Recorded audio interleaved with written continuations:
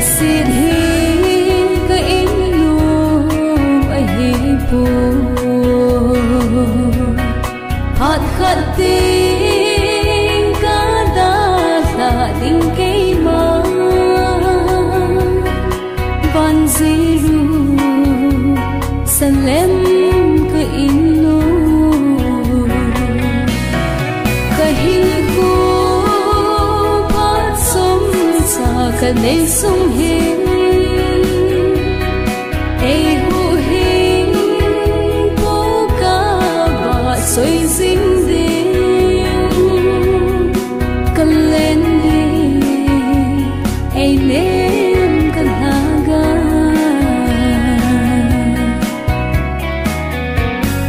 lấy xin na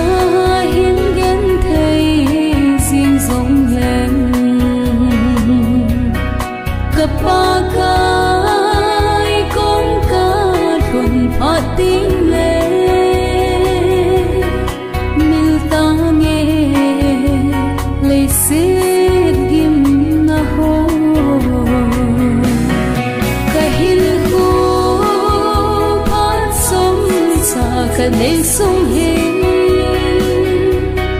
ai hu hin cô ca và xoay dính điên cần lên đi ai nếm cần haga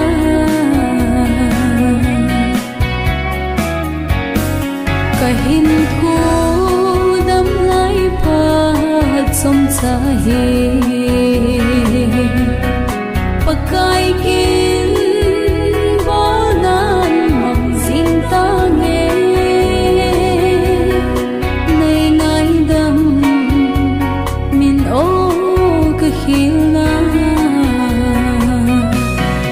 cái hin khu phát sống xa cái này sung hin ai hu hin cô ca và xoay dính điên cần lên đi ai nếm cần haga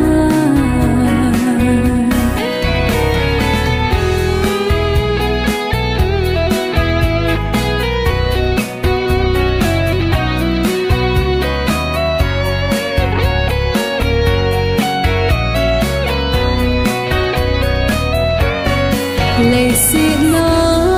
hiến ghen thấy riêng rộng lên